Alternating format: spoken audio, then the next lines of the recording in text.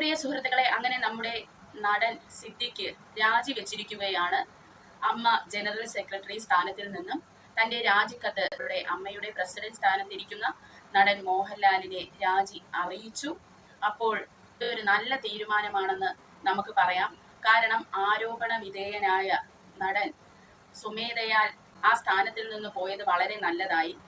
ഇങ്ങനെ തന്നെ വേണം ആണുങ്ങളായാൽ. കാരണം അവരുടെ മേത്ത് ഉള്ള ആരോപണം ശരിയാണോ തെറ്റാണോ എന്ന് അവർ തന്നെ തെളിയിച്ച് അവർ നാളെ ആ സ്ഥാനത്തിരിക്കുമ്പോൾ ഉണ്ടല്ലോ, അവർക്ക് തന്നെ അതൊരു വിലയാണ് അല്ലേ. അപ്പോൾ നമുക്കതിൽ സന്തോഷിക്കാം.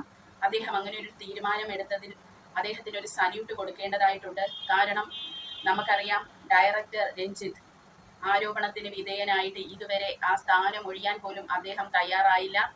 അടുത്ത കമ്മിങ് ഡേയ്സിൽ തന്നെ ഫിലിം ഫെസ്റ്റിവൽ നടക്കുന്നുണ്ട്. ആ ഫിലിം ഫെസ്റ്റിവൽ എന്ന് പറയുന്നതുണ്ടല്ലോ, ലോകത്തുള്ള പല സിനിമകളും ആ ഫെസ്റ്റിവൽ വരുന്നുണ്ട്. സ്ത്രീകൾ അനുഭവിക്കുന്ന ബുദ്ധിമുട്ടുകളും സ്ത്രീകൾ കടന്നു പോകുന്ന മാനസിക സമ്മർദ്ദങ്ങളും സെക്ഷൽ ഹരാസ്മെന്റിനെയൊക്കെ പറ്റിയാണ് ആ മേള തന്നെ ഉള്ളത്. അതിൽ ഇത്രയും പദവിയിൽ ഇരിക്കുന്ന ഒരാള് അതിന് വന്ന് നിന്ന് പ്രസംഗിക്കുക എന്ന് പറയുന്നത്, അതും ഇങ്ങനെ ഒരു ആരോപണത്തിന് വിധേയനായ സ്ഥിതിക്ക് അദ്ദേഹം സ്വമേധയാൽ അതിന്ന് ഒഴിഞ്ഞു മാറി നിന്ന് അദ്ദേഹത്തിന്റെ മേത്തുള്ള ഈ ആരോപണം ശരിയാണോ തെറ്റാണോ എന്ന് തെളിയിച്ചിട്ട് ആ സ്ഥാനത്ത് പിന്നെ വരുമ്പോൾ അദ്ദേഹത്തിന് ഒരു വില കാണും.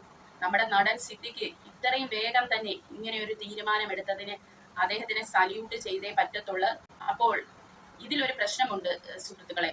കാരണം ഈ സ്ത്രീയുടെ പകയെന്ന് പറഞ്ഞാലുണ്ടല്ലോ, സ്ത്രീ ഒരുപെട്ടാലെന്ന് നിങ്ങൾ കേട്ടിട്ടുണ്ടോ? അതെ, സ്ത്രീയുടെ പക ഭയങ്കര പ്രശ്നമാണ്.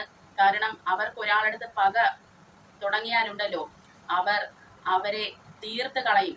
അവിടെ സത്യമുണ്ടോ എന്നൊക്കെ നമുക്ക് ചിന്തിക്കേണ്ടതായിട്ടുണ്ട്.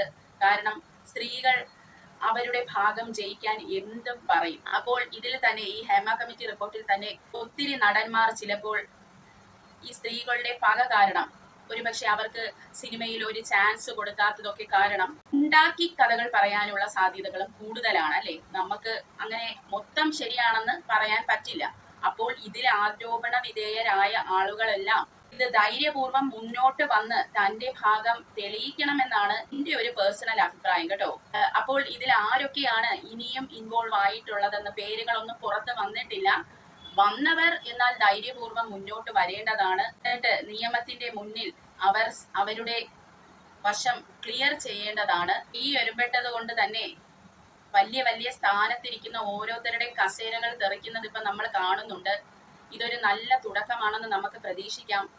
കാരണം നമ്മൾ വിചാരിച്ചു പല വമ്പന്മാരുടെയും പേരുകൾ പോലും മാധ്യമങ്ങൾ എടുത്ത് ഉപയോഗിക്കത്തില്ല, അല്ലെങ്കിൽ ആരും ഒന്ന് വാ തുറന്ന് സംസാരിക്കത്തില്ലെന്നായിരുന്നു ഇത്രയും നാളത്തെ നമ്മുടെയൊക്കെ ചിന്ത. പക്ഷേ അതിനെയൊക്കെ മാറ്റി മറിച്ചാണ് പ്രിയ സുഹൃത്തുക്കളെ ഇപ്പോഴത്തെ മുന്നോട്ടുള്ള പോക്ക്. നമുക്കൊരു നല്ല നാളേക്കായി പ്രാർത്ഥിക്കാം. അപ്പോൾ അടുത്തൊരു വീഡിയോയുമായി ഞാൻ വരുന്നതായിരിക്കും. ബൈ.